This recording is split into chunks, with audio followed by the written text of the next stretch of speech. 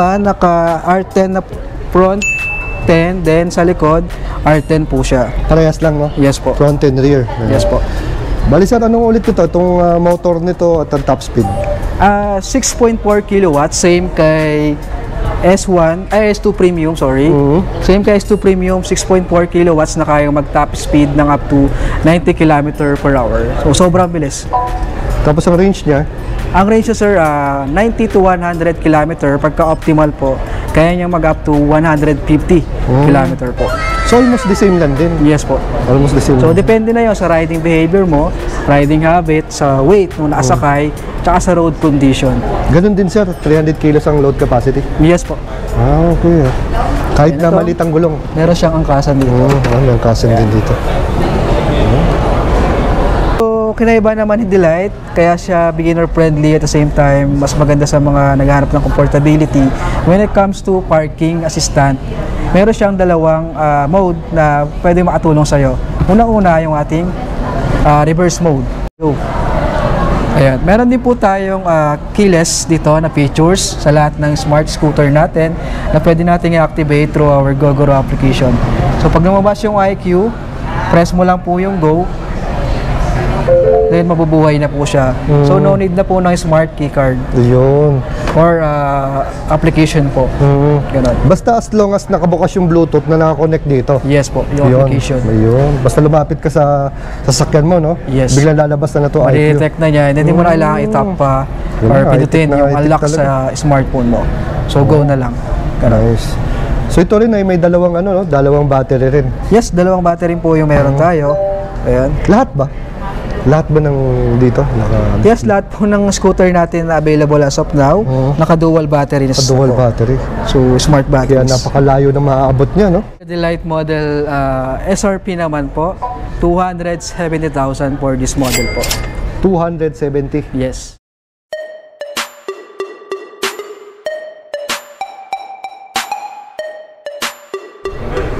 So sir, ito itong nakikita kong parang mga ang daming mga baterya nandiyan dyan Gogoro Network. Ito naman po tayo sa Go Station natin or Gogoro Network. So si Go Station po, dito po tayo nagre-recharge or nagsaswap ng batteries pagka malalobat na po tayo. So si Go Station po natin, naka-allocate po siya within Metro Manila and eventually, i-expand po natin siya nationwide. So bawat Go Station po natin can accommodate up to 400 riders po per day. So yun yung maganda sa atin. And then pagka rush hour, nag-rush charging po siya or nag-ultra fast charging siya. Pagka normal naman hour, bumabalik siya sa normal charging po. So ito bang mga charging marami ba yan? Sa maraming lugar located? Yes, we have Go Station po sa Taguig, sa BGC. Meron din tayo sa Parañaque, Makati, QZ, Pasig, and more. Then eventually nga, mag-expand na po tayo nationwide. Ayan. So papakita ko po sa inyo paano siya ginagamit or how it works. So yun, pagka nasa malapit na Go Station na tayo, so usually nasa tabi lang naman siya ng daan. So park ka lang sa tabi niya and then buksan mo lang po yung trunk mo. So ganito lang po siya kabilis at kadali. So yan. Meron tayo laging 2 or 4 empty slots sa bawat Go Station po natin. So, pasok lang natin. Yun. So, maganda ito, using our ergonomic handle, mas madali na natin siyang mabubuhat. Ganyan. Support na po ng kaliwang kamay. And then, ang maganda rito, any orientation po tayo.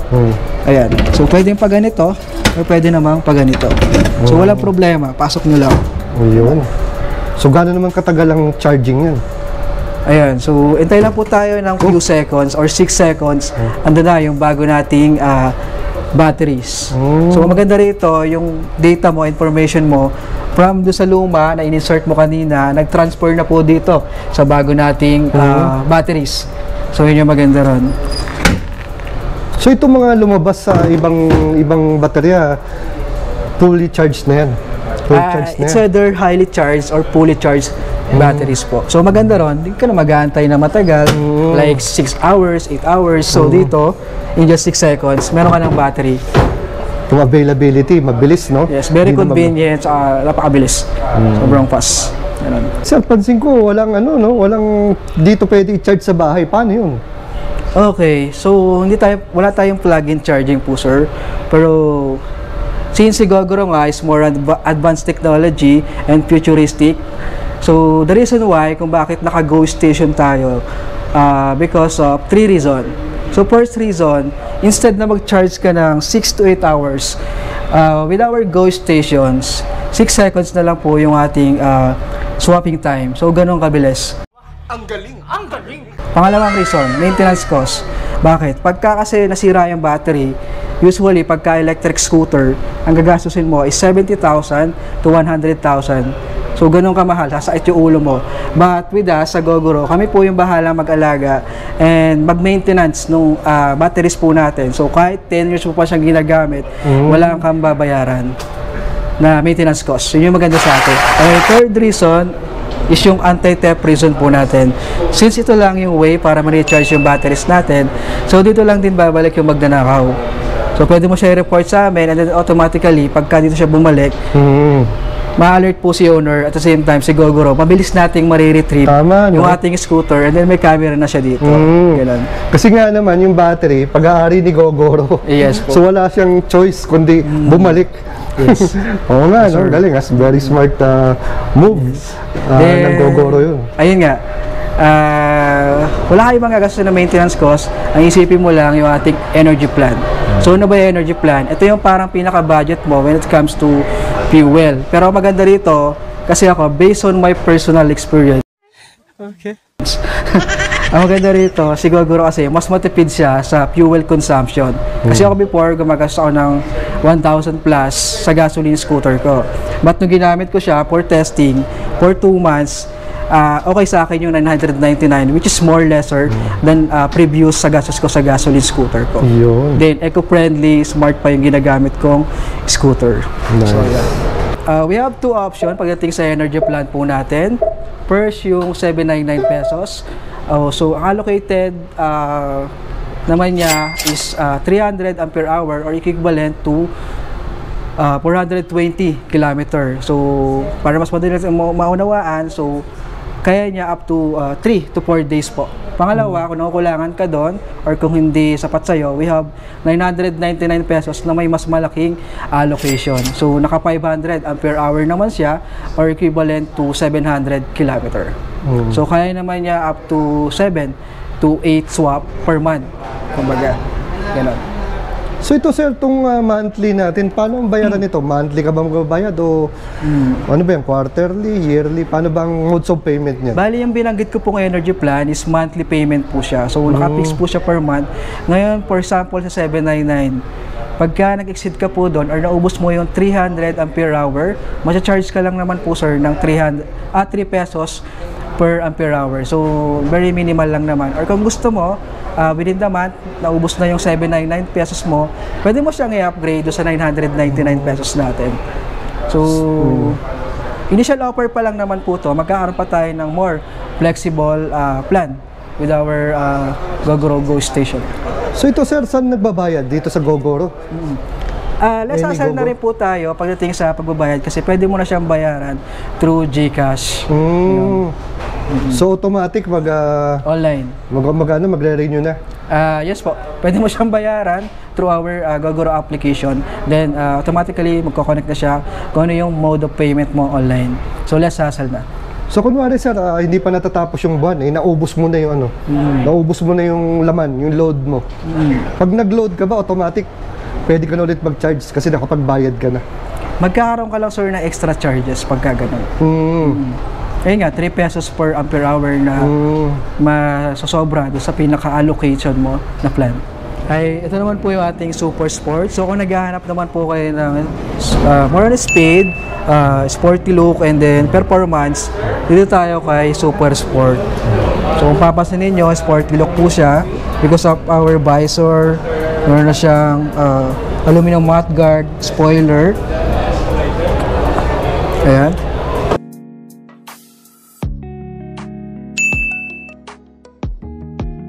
Bali sir, ito yung pinaka-top of the line. Yes, ito po yung pinaka-top of the line po natin. Bagay na bagay sa mga rider talaga or motor enthusiasts. So So ano naman ang kakaibang features nito compared doon sa mid-end natin? Okay, ang kinaibahan naman po niya sa ibang models natin is meron na siyang cruise control mode. Cruise control ba? And then meron na siyang TCS, TCS. Ano yung TCS? traction control system.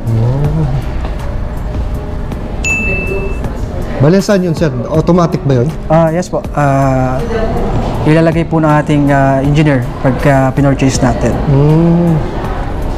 Yung cruise control na saan dyan? Ito naman po siya sa likod. Sa likod. So, yung cruise control mode po, para siya yung ginagamit sa mga four-wheeled vehicles na kung gusto mo, focus ka lang or relax ka lang while driving, gusto mo i-maintain lang isang speed, i-hold mo lang to. For example, gusto mo 50 km per hour yung takbo mo, pagka open traffic po tayo, hold mo lang siya. And then yun, hindi mo na kailangan mag-accelerate or pumiga sa throttle natin. So, para ma-reset mo siya, brake ka lang. So pagka naka-reverse mode ka naman from stop, so hold mo lang din ito. Ito rin po yung reverse mode natin. From stop yun so mag-move backward po siya slowly. Ayun. Ganun. So cruise control tsaka reverse nandiyan dyan parehas. Yes po. So ayan siya, yung loob.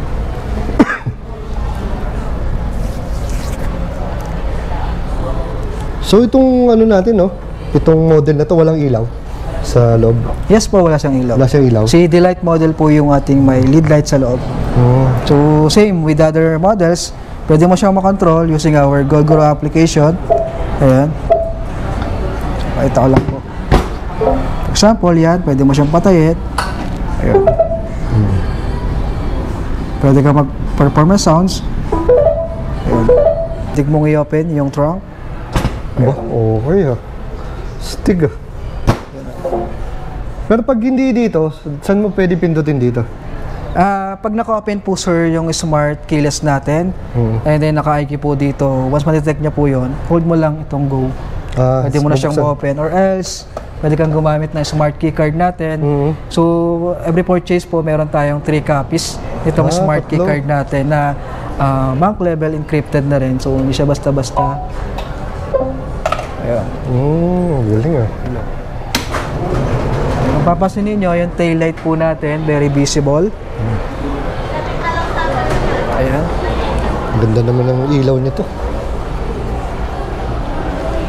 Quality, premium na premium. So pansin ko sir, ganito rin yung niya, meron din siyang flow drive lahat. Yes po, naka-Flow Drive Sport naman po siya. Ito may mga reflector dito, 3. Bali sir, anong size ng gulong nito? Tsaka yung mga braking system nito? Ayan, bali naka R40 na po tayo sir, and then ayan, kung papasinin mo, malaki na yung caliper po niya. Tubeless na rin po lahat ng gulong natin. Tubeless. Hindi lang po si Super Sport. Lahat? Then naka anti-lock braking system na po siya. Naka ABS na rin ito. Ang galing. Aluminum mudguard, spoiler, then Class D headlights. Ayan. So yung mga available color naman po natin kay Super Sport, meron tayong Aura Blue, Polar Green, and then meron din tayong Arctic Gray or parang black po siya na color. So ano ba yung mga maintenance ng ating mga scooter? Ang maganda rin po kay Gogoro is less maintenance na po tayo. Ayun. So usually ang mini-maintain lang po sa atin is yung ating gear oil, which is less moving part na po tayo. So gear oil every 2,000 km or every 6 months. So depende kung ano po yung mauna, 6 months or rather 2,000 km. Aside from that, meron tayong liquid coolant na re-replace lang din po natin.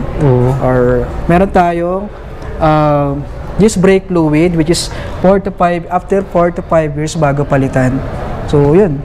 And then yung gulong, ayun lang yung pinaka-maintenance natin kay Gogoro. So very less maintenance comparing mo sa mga gasoline scooter na dami mong gagastusin at yung ulo mo pagdating sa maintenance. So dito, hindi mo problemahin kasi napaka-less. Ayan. Sir, regarding ito sa warranty, ano yung sagot ni Gogoro dun? Warranty sir, we have 1 year service warranty and then 6 months sa parts po natin. So magandang offer po. So yung mga binanggit mo kanina, mga gear oil, ganyan, sino ang gagastos nun para sa yung bibili ng mga oil na ganyan? Sa first maintenance po natin, libre po siya. And then ang maganda rito, kami na po yung bahala mag-register kay LTO. Meron tayong LTO assistance. Yun. Good for 3 years na po siya. Meron lang minimal fee na isasama po sa pinaka-price ng ating motor. Ayun. Bali sir, anong modes of payment natin? Okay, for the modes of payment, pwede po tayo magbayad through credit card, GCash, or bank transfer. Straight payment po tayo as of now, pero pwede mo siyang itawag sa bangko para ipa-defer or installment. Soon, magkakaroon naman po tayo ng installment or bank financing. So, wait na lang po tayo sa updates natin. So, soon, magkakaroon naman na tayo. Ito naman po yung mga accessories natin na pwede nating i-upgrade. Ayan. So, carbon handlebar. Oh, puro naka-carbon na to sir. Suspension. Yung disc brake natin. Ano ba sir? Tapakan o ano? Aluminum floor guard po. Floor guard, no? Bags. Ayan.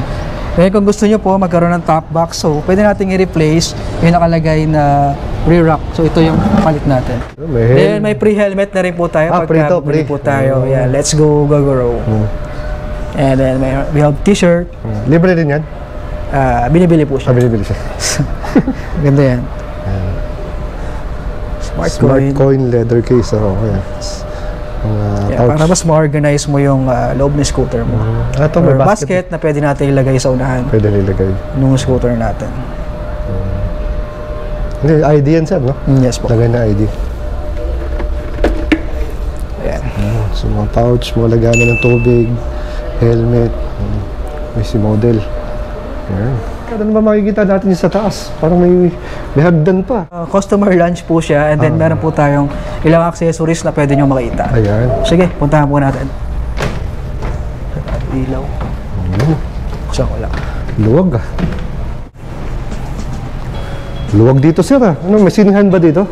Yes, dito po namin pinapapunta yung mga customer natin na gusto mag-purchase and then reserve po.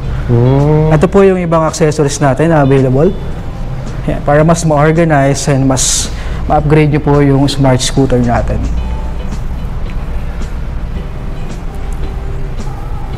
Parang yung ano rin sa baba, no? Yes, ito rin siya, meron din dito. Mas maluwag nga lang dito, no? Yan.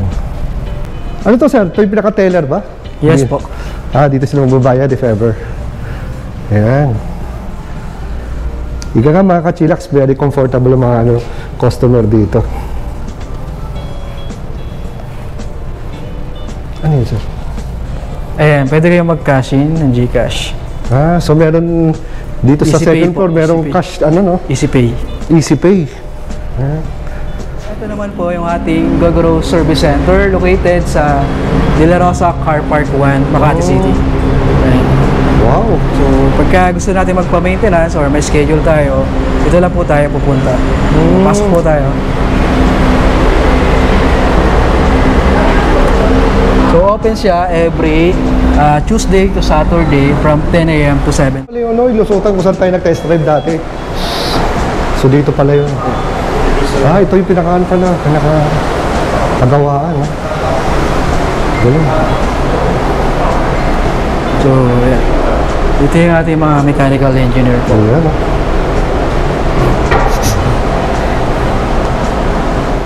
Then, kung gusto natin mag-test ride, nasa likod naman po yung ating test ride area.